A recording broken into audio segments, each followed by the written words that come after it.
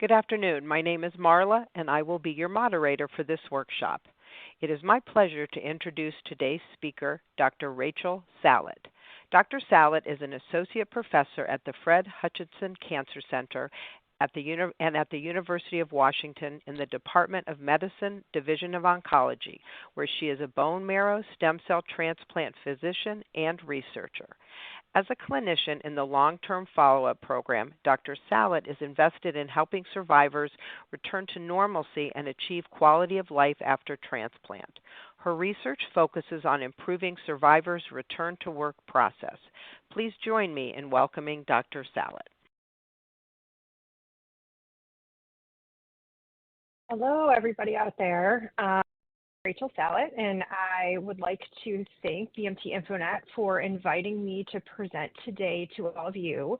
And I look forward to any questions you have after the presentation regarding how going back to work after transplant is a realistic option for all of you. Our learning objectives today include understanding how common return to work struggles are after following a stem cell transplant, learning about some of the research efforts we've been putting towards educating the transplant community on return to work barriers and supports, becoming familiar with the newly approved return to work guidance and the return to work planning tool, and gaining confidence that you can work with your medical team and your employer to get the assistance you need to be successful at work. So I wanted to start out by going over a couple of patients that I've seen in the last year, so to see if you can relate to some of these people. I saw a pre-transplant consult, a young woman who is an occupational therapy student who was in the middle of her second year of school. I saw another patient at their one-year discharge visit who has a career as a painter and feels his exposure caused his cancer and now wants to retrain in technology. An electrician I had seen during his transplant period came to me at his one-year follow-up visit saying that he has neuropathy and now he is afraid to get on a ladder, which prohibits him from doing his job. A three-year visit in the long-term follow-up clinic I had with a government contractor who had been out of work twice due to her lung graft versus host disease, but had the fortunate experience of having an employer who was allowing her to work 30 hours a week from home. And then at a 5-year visit, I saw a traveling consultant who hadn't regained the energy to resume her weekly travel, thus impairing her ability to do her previous job. So we'll first address how common return to work struggles are in stem cell transplant survivors. This is what initially motivated me to start doing this work. As I was working in the long-term follow-up clinic, I saw many patients who weren't receiving the support they needed to return to work after transplant. More than 15 million cancer survivors are alive in the U.S., and 40% are of working age. Adults with a prior cancer diagnosis are 1.4 times more likely than people of similar age, sex, and education level to be unemployed. And they're more likely to have limitations in the amount or type of work they can do because of their health problems. Our goal as providers is to get our patients back to work. The research shows that patients desperately do want to return to work, that survivors see employment as a measure of their self-worth and competence, independence, and contribution to society. Work also allows them to have social contacts, make friends, have interactions with peers, and feel like they're affiliated with a greater cause. Finally, patients see return to work as a measure of recovery from their treatment, and often say that it allows them to feel an identity beyond patient when they're involved in working. One of the largest studies of cancer survivors interviewed 1,400 patients between ages 25 and 62 who are 1 to 5 years after their cancer diagnosis. They asked patients about their employment from diagnosis to follow-up, their work-related disability, and whether their disabilities or reasons for quitting work were cancer-related. So you can see here at 6 months, 40% of patients had returned to work, and at 1 year, approximately 70%.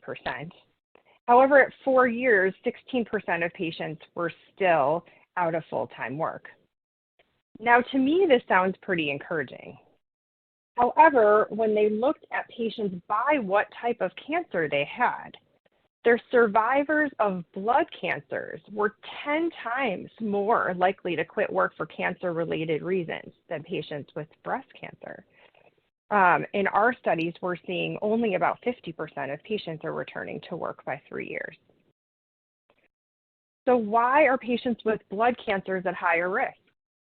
Well, there's the initial prolonged inpatient stays that come with diagnoses of leukemias, lymphomas, and multiple myelomas. There's recurrent hospitalizations due to infections when patients become neutropenic.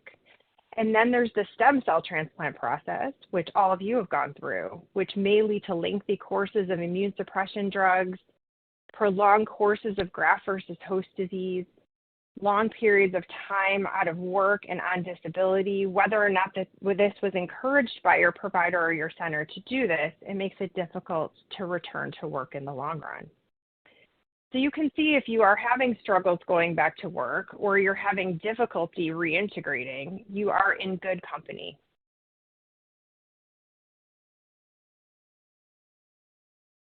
So now I'm going to talk about what are we doing to define these barriers and supports. So my first step when I tried to address what are the issues here and why are patients not getting the support they need to return to work, and why are we only seeing 50% of transplant patients going back to work, we decided to survey center directors to see what kind of support and guidelines they were providing their patients.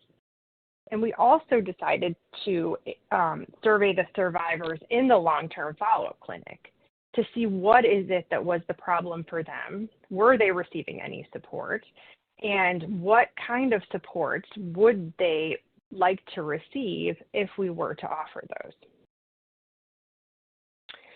So our goal of the center director survey, which was sent to 150 stem cell transplant centers across the U.S. and abroad, was to determine whether transplant centers had guidelines for return to work post-transplant, and then have them send the details of these guidelines so we could compile them and perhaps send them out to all the centers to be able to assist their patients. The second goal was to determine whether the transplant centers had support programs for these patients and what type of support did these programs entail. So what we found out was encouraging yet disappointing. So when we asked the center directors, is return to work a problem for transplant patients? Most of them said yes. So there was concurrence in this community that there were issues. When we asked, does your center have return to work support? Most of the centers said no. When they were asked, how helpful do you think a return to work support program would be? Most of them said very or somewhat useful.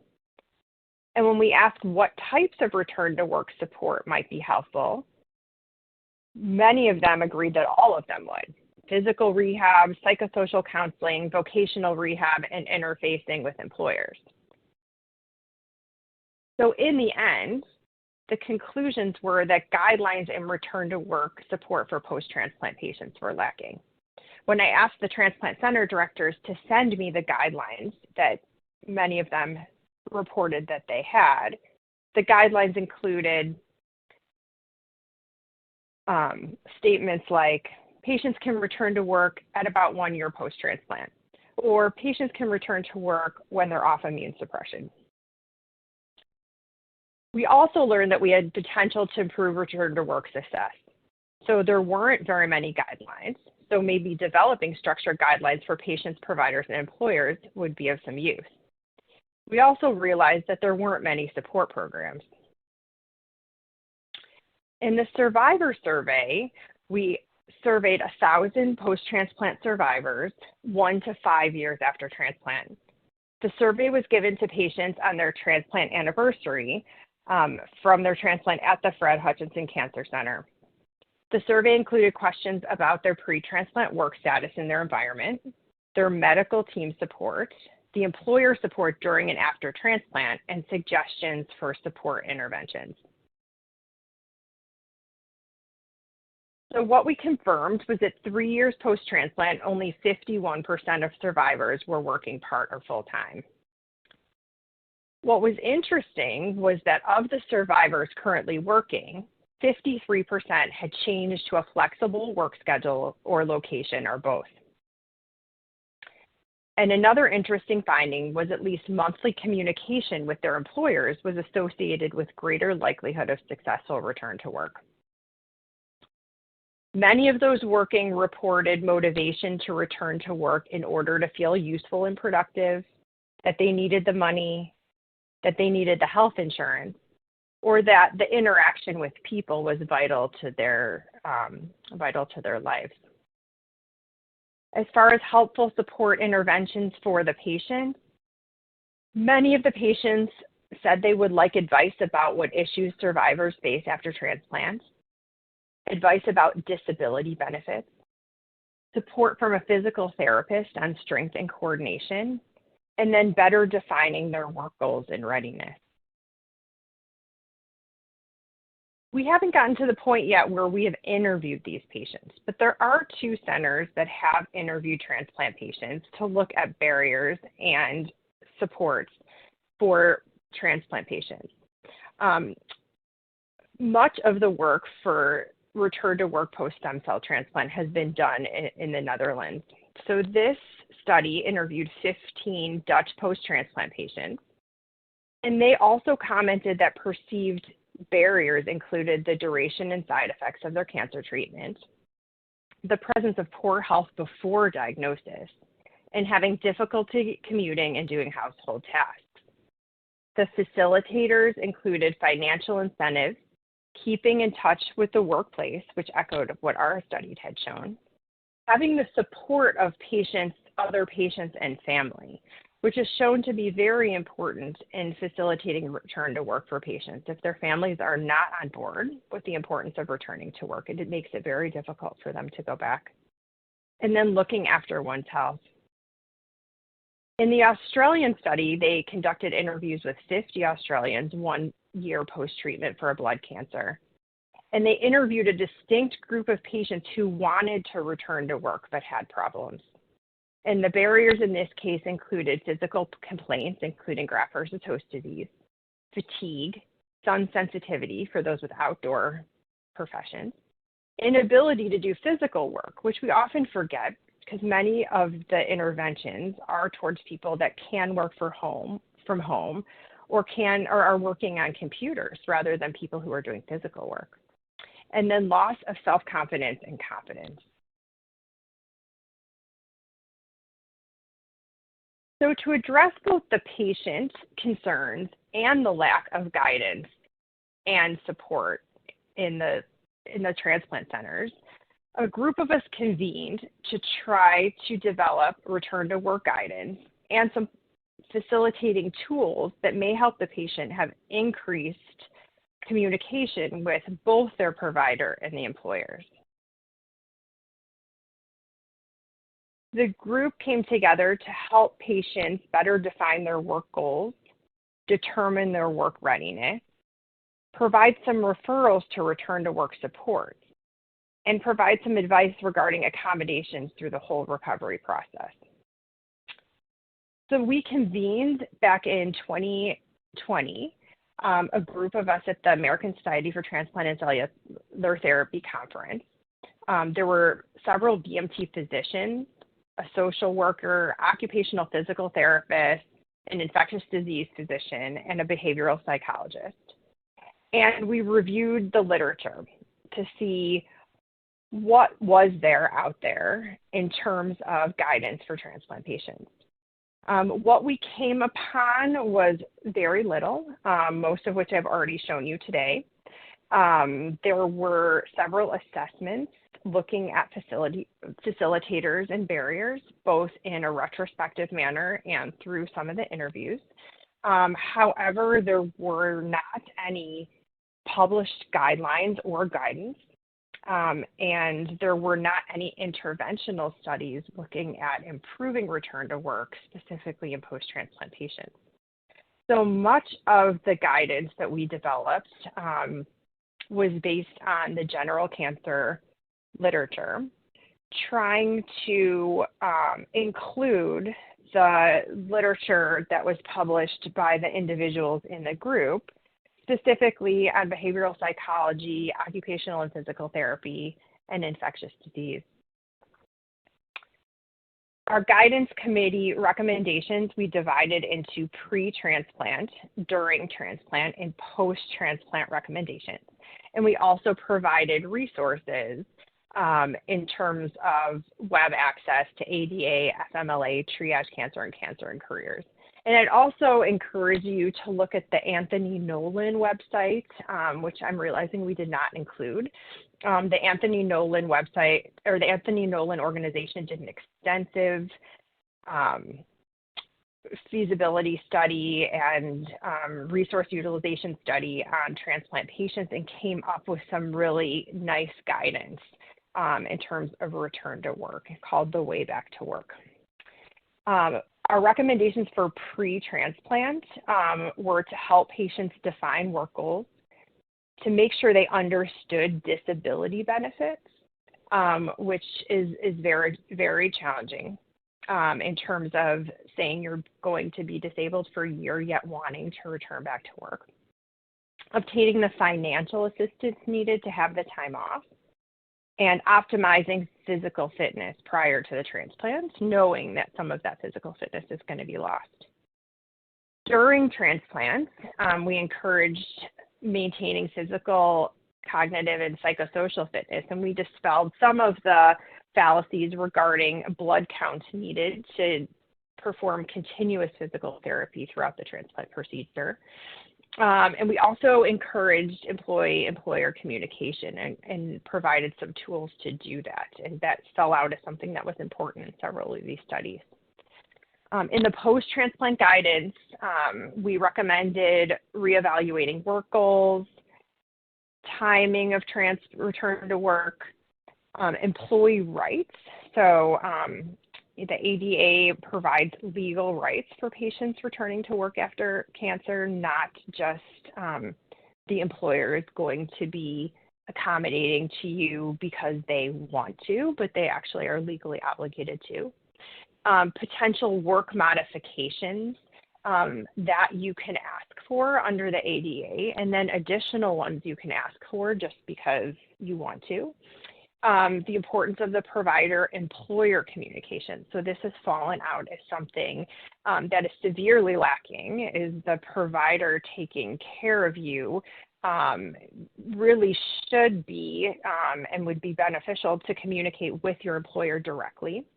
And then we provided tools for the provider to evaluate physical health, functional capacity, psychosocial issues, neurocognitive ability, and exposure risks. If there are barriers to your return to work, this will help them suss out more where they can refer you in terms of occupational therapy, physical therapy, vocational rehabilitation to help you on the process. So I've included a little bit more detail here. The guidance was published just this past December in the ASTCT journal. And in it, we included 2 supplemental handouts, and this is published open access. So you can go to it and you can print out these supplemental forms. But this was for providers, but you can bring this to your provider and say, okay, this is what I'd like to discuss. So this is before transplant. These are questions they can potentially ask. So what are your job duties? Are you currently working? Is your job the main source of your income for your family? Do you want to return to work? Is your employer planning to hold your job? When we discussed with patients whether this was happening, much of it wasn't happening. The only thing documented in the chart was what their profession was. Again, we have the referrals here on the supplemental handout, and I provided a link to the guidance with supplemental materials that you can click on to be able to share this, and the return to work planning tool, which I will go over in a minute, is also included. And then guidance for your medical team. So this is more in the post-transplant setting, which most of you are in right now. This is some questions you may want to ask yourself as you're reevaluating your work goals. If money was not a concern, what would you want to do with your time? Would you want to return to the same job you had before transplant? What are your concerns about being able to do the same work you did before transplant? And what kind of assistance would you need to support your next steps? The other thing we provided pretty extensive guidance with in the document was timing of return to work. So returning too early can be just as much of a problem as returning too late. And these are assessments your doctor can do or you can do for yourself. Are you physically, mentally, and emotionally ready? What supports would you need to get there?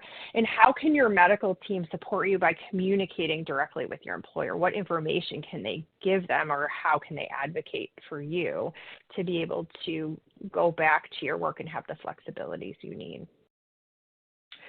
And as I said before, the Americans with Disability Act says that employers are required to make reasonable accommodations to support cancer patients who are returning to work. The organization Triage Cancer, which I listed in the supports, if you contact them, they are happy to help you learn what rights you have and how to legally advocate for yourself. Though many of these seem like requests.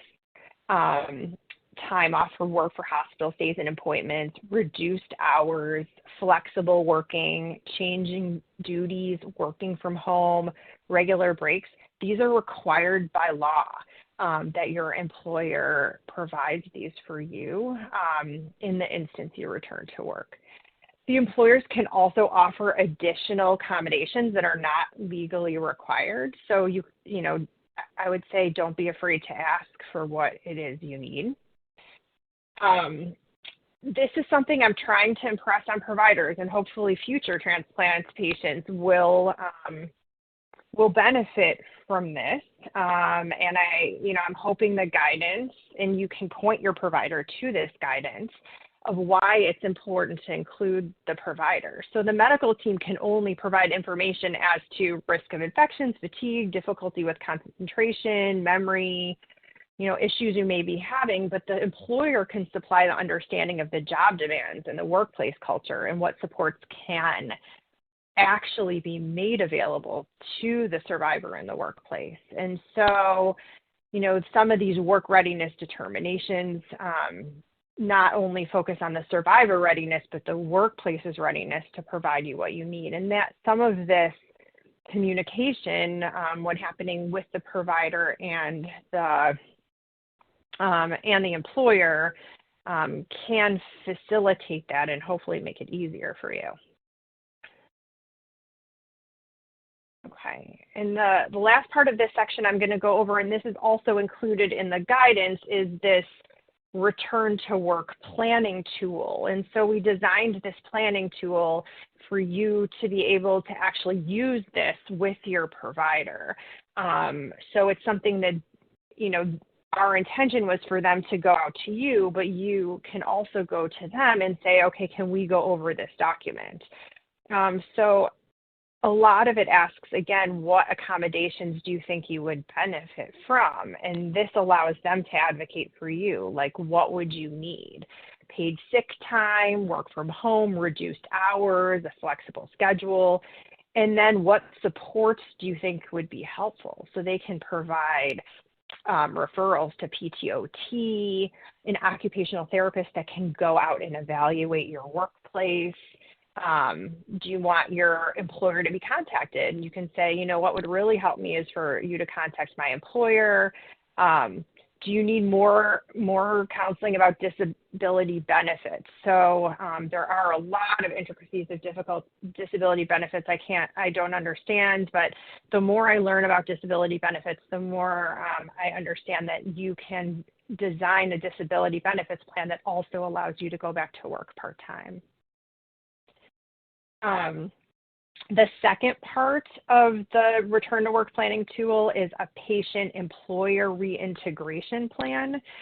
So, this can be done with your employer, and some of it may seem touchy, but, whether it's your supervisor or an HR representative, it's important for them to know what issues currently impact your return to work. The other thing that's important to discuss with them is, what do you want your job description to look like, and what do you want your initial duties to include? So I've been encouraging my patients to do this earlier on in the process. I think that the earlier you begin to discuss these issues with your employer, the more accommodating they are. In the past, we've encouraged patients to wait a year to go back to work, but I think that now that we realize there's really no data to support that, we are trying to encourage them to start discussing these issues with the patient, with their employers, even 3 to 6 months after the transplant, to encourage them to become aware that these accommodations will likely need to be made. We have, I'm going to go back to this. So, if you say, okay, I'm ready to go back to work 2 hours per day, 3 days a week, that's going to be much more accepted at a 3 to 6 month time point than it would at a 1 year time point. And often the employers are willing to accommodate this graded in return to work, which is often more beneficial to the patient.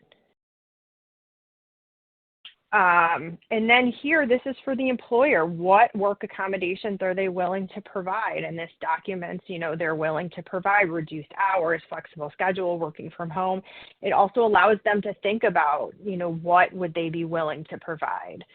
And then designing a communication plan. So how often are you going to check in with your supervisor to review this plan and to adjust it? Is it working? Is it not working? Meeting with coworkers, even before you go back to work, and what's the plan with that? And then what do you want to disclose? So if you have human resources at your place of employment, some of the issues are, depending on how much you're willing to disclose about your diagnosis and treatment, what kind of accommodations you're going to be able to get. So that is also, I know, a touchy and important topic. The last topic of this talk is future directions. And so my goal in the next phase in this research is to incorporate return to work support interventions. And as I said earlier, there's so many areas to intervene on. Is it going to be social support, physical support, employer support? So we've designed an initial intervention that I'm hoping to pilot in the next 3 to 6 months. And it's going to be a social work-led intervention. And I think for our center, this is the best place to start, as it is more difficult, I would say, to get vocational rehab and occupational therapy and those types of services involved. And so in this study, we're hoping to enroll 15 patients, and we're going to have social work-led counseling specifically about return to work.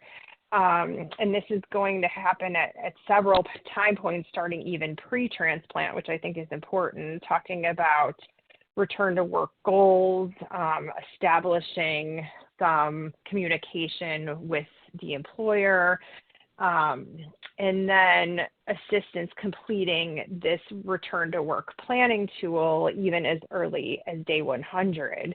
And with the social work-led counseling, hopefully we can help establish some work-related goals and needed referrals, but also increase our patient feelings of support regarding their return to work journey, as our patients continuously reported not receiving any support from the providers at our center. And the second part of this intervention will be to determine the ability to include the patient's employers. So I do think that, to me, this seems an obvious goal, but I've continuously heard that including employers in these types of things is very difficult. I think our goal is going to be to include supervisors of each of the patients that are enrolled, and so hopefully they'll be invested in the process.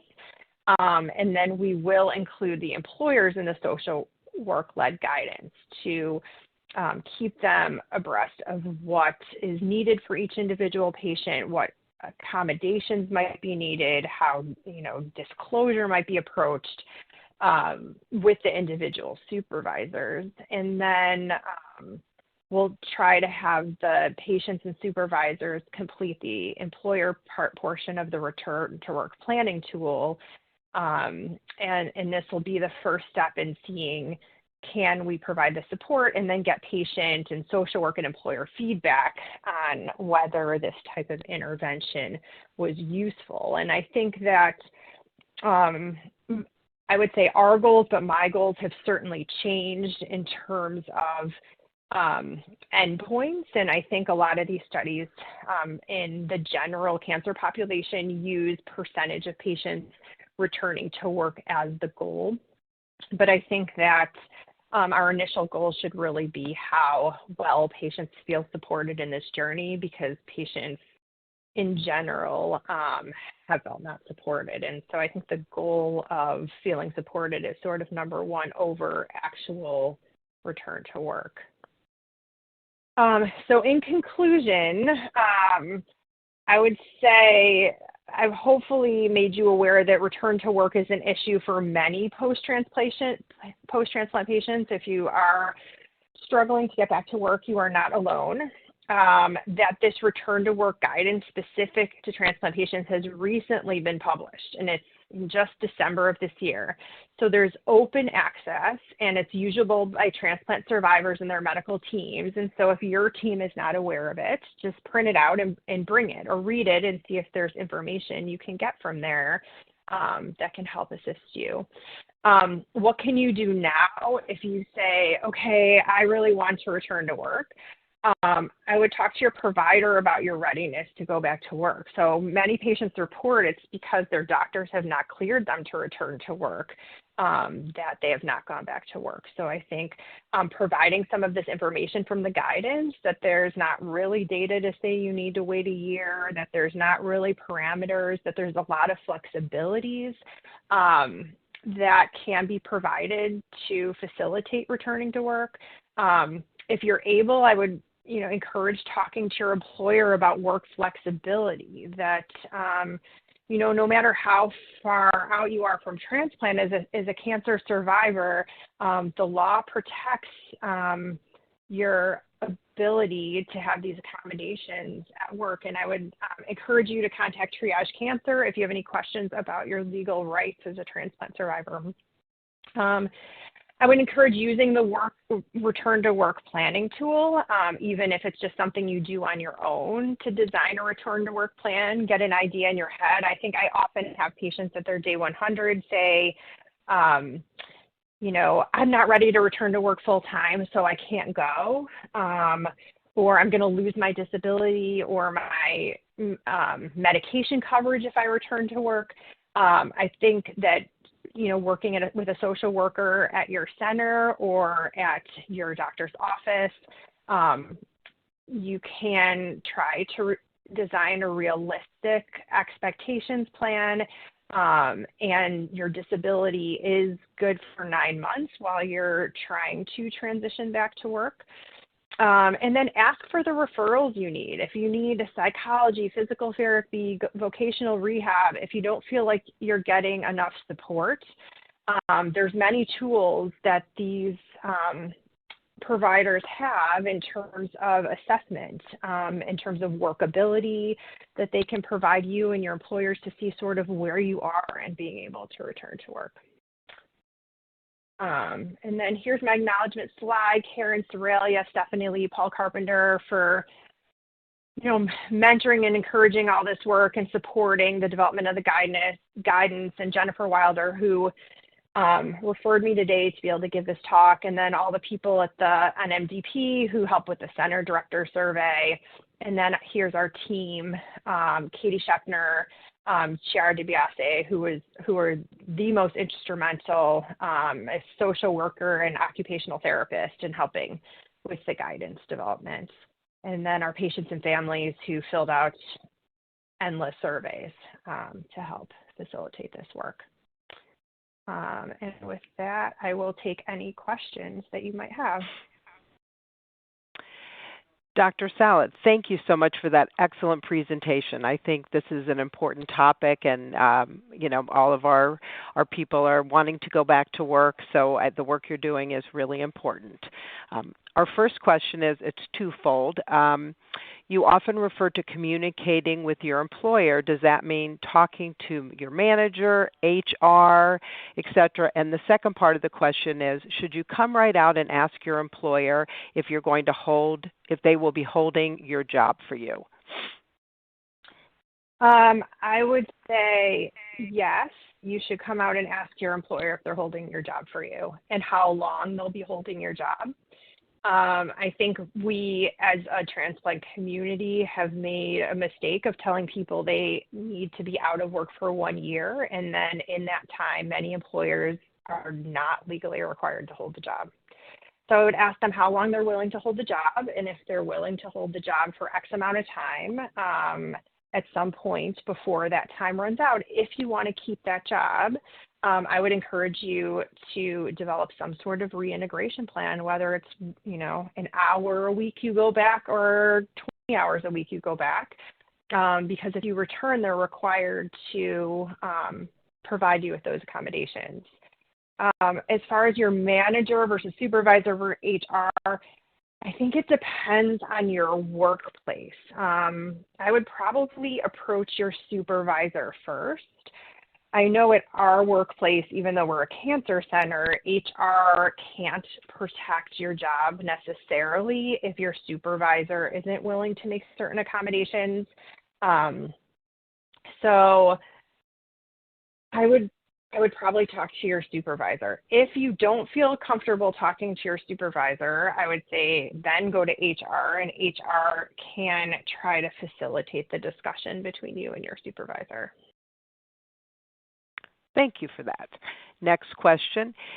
It takes me longer to do tasks post-transplant than it did before. I worry that when I attempt to return to work, I will become fatigued, frustrated, and disappointed with my abilities. I don't want to use my illness as a crutch. Is it something I should have a discussion with my employer?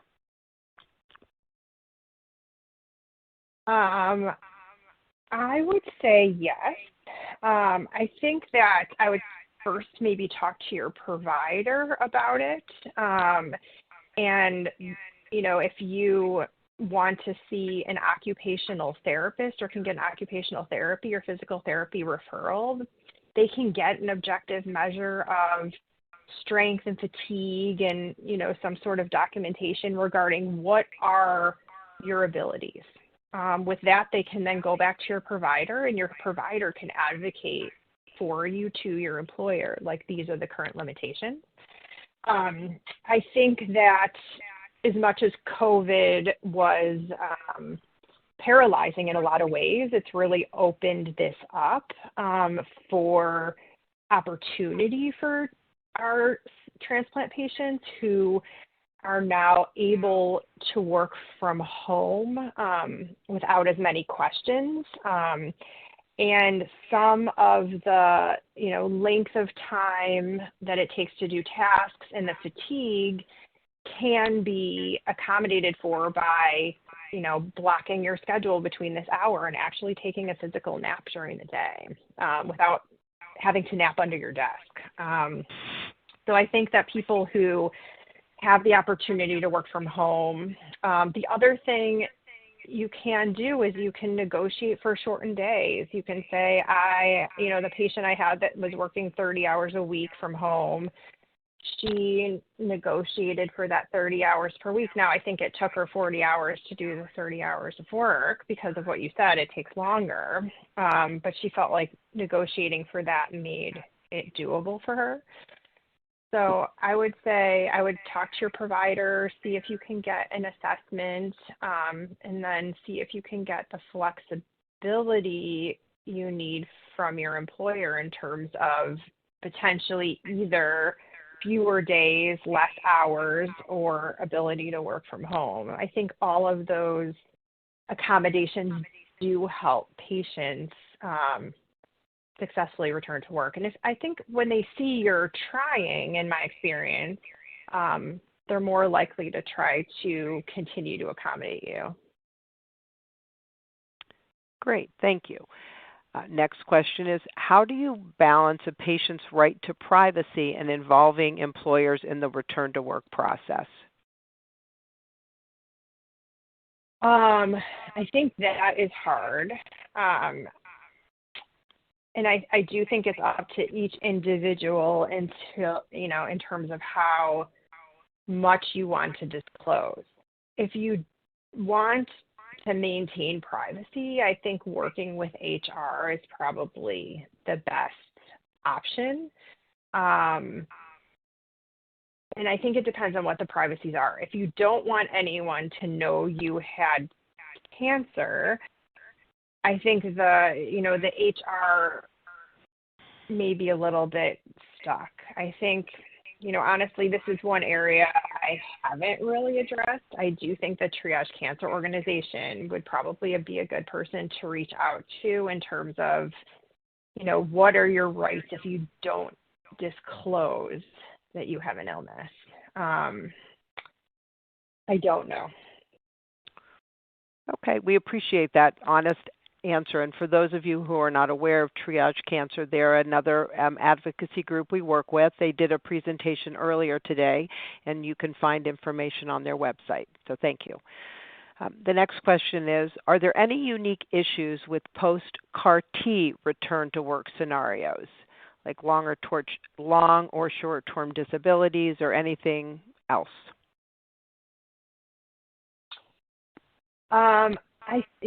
I don't think there's anything specific to CAR Ts. There's not any specific rights for transplant patients. It's the same in terms of American with disabilities, regardless what your cancer diagnosis is. So they do not specify in the ADA guidelines if you've had a transplant, if you've had breast cancer, and I think that's where some of the struggle has come in because, as I showed in that slide, the return to work for blood cancers is 10 times less than with breast cancers. And, I think we've shown that, 50% of people are returning to work compared to, 85% of patients in general with cancers. And so there's nothing specific in terms of disability or rights. I would say CAR T-cell patients are immunocompromised. They're not on immune suppression, and they do have the same issues with long hospitalizations and fatigue. And so I do think that the same guidance could apply, but there's nothing specific regarding rights. Thank you. This person asks, do I need the transplant doctor to sign a document for time off after my transplant? And if so, are there people at the transplant center, like social workers or coordinators, that can help me with that paperwork? I would say yes. So the transplant center will help you with time off from work paperwork, and the doctor will fill out paperwork saying that you need time off of work. The Transplant Center will also help you enroll in disability if you're going to be off for longer than, FMLA allows. The issue with the disability is we do sign that you will have to be off of work for a year. That's how you get long-term disability. So it's sort of counterintuitive for us trying to encourage people to go back to work sooner. But that disability benefit does allow you to return to work sooner part-time if you want to. So I would say, yes, work with the social workers, the doctors at the Transplant Center, and hopefully they will be able to not only, help sign the paperwork, but help you understand, what are your choices when it is time to go back to work. Okay. Next question is, I am 5 months post-transplant, and I'm planning to interview for a new job in the next few months as my current employer is planning to terminate my position. Do you recommend disclosing or not disclosing my illness? Are there pros and cons? I think it matters if you think you can return 100%. Or if you're going to need accommodations, or if they will provide the flexibilities you need if you're still attending doctor's appointments and things like that. That is difficult. I think when you're interviewing for new jobs, people don't like to disclose that they've just had a bone marrow transplant because they wonder, am I going to be competitive for this job, or are they going to think that I'm not going to be able to do the work? And, technically they're not allowed to discriminate, but I don't know if that's completely prevented if there's two equal candidates for the job. So I would say if you're going to be going to doctor's appointments, or if you're going to need accommodations, I would probably say to disclose, because you don't want to look like you are not doing the job if you were to get it. It may be better to disclose it once you're offered the job, and I hate to say that, but if you get the job and then when you accept the job, you can say, you know what, I'm willing to accept this job, but I'm a recent bone marrow transplant survivor, and if I accept this job, I'm going to need this time to be able to go to doctor's appointments. So maybe the better way to do it is to interview, get the job, and then once you have the job, say, I'd love to take this job, but this is what I'm going to need to work here. Thank you. That's a great answer, and it's a touchy situation. Next question is, I am currently on temporary disability with Social Security under 60 years old. I'd like to go back to working a little bit to see how I do, but I'm afraid that I will lose my disability income, which does not pay everything, but it does still help. I hear if you show any sort of income, it will decrease your assistance. Do you have any advice?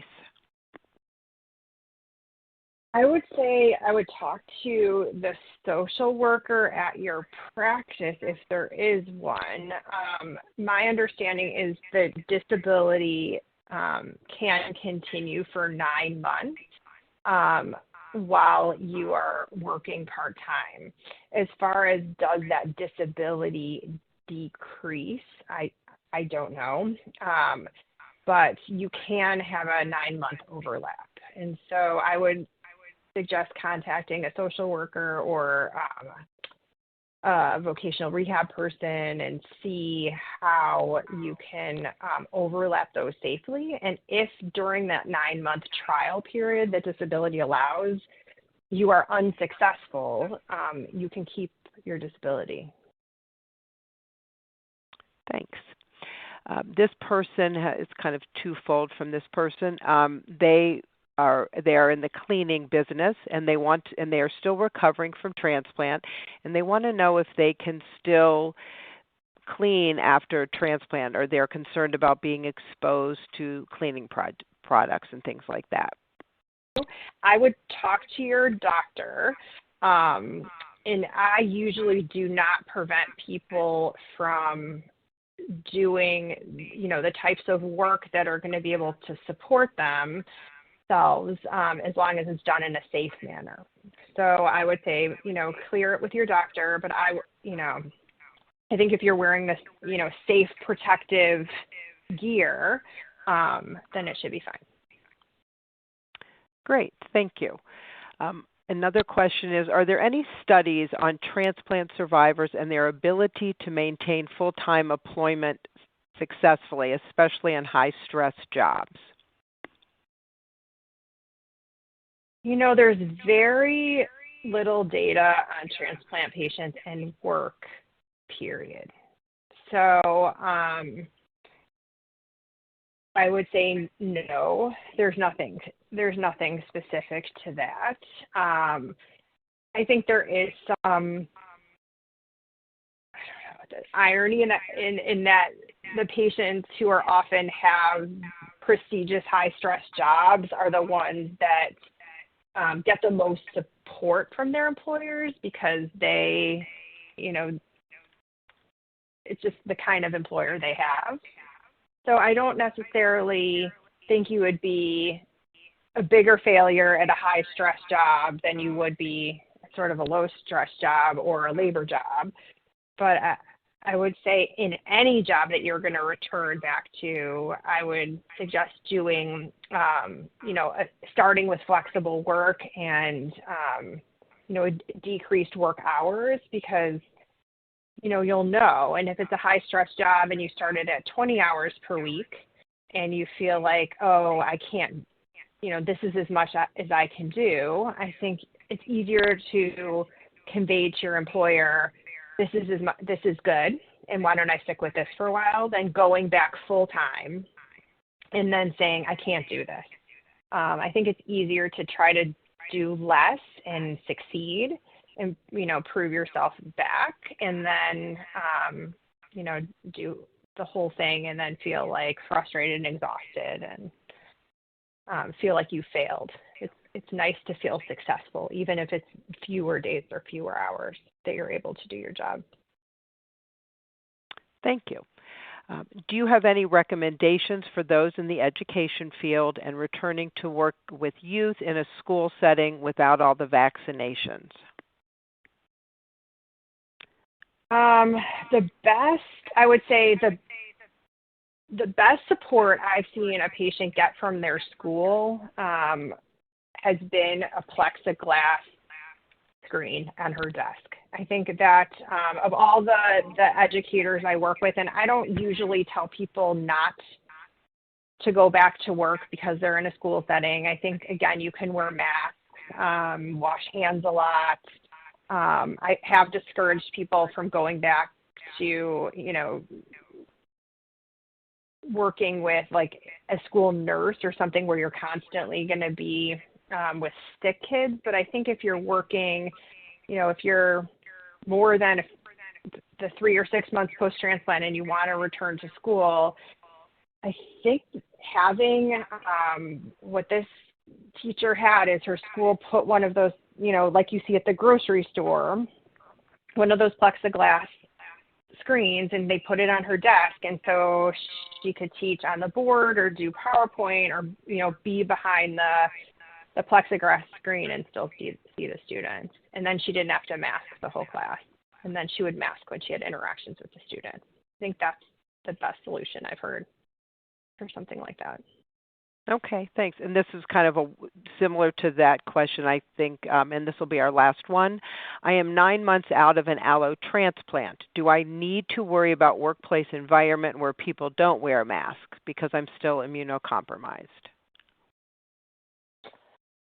Again, it's a hard environment because we can't control what other people do. I would say if the best you can do for yourself is wear a mask. So, I don't know if we're even saying, oh, everyone has to wear N95s. I think that we're recommending at our center that people start getting revaccinated for COVID, starting day 100 after transplant, and then getting the 3 shots in and a booster, and then getting the flu shot as soon as 6 months after transplant. And then after that, masking, if you're in an environment where there's people around you that aren't masking. Okay. Dr. Salit, thank you very much for this excellent presentation, and thank you, the audience, for your excellent questions. And on behalf of BMT InfoNet, enjoy the rest of the symposium.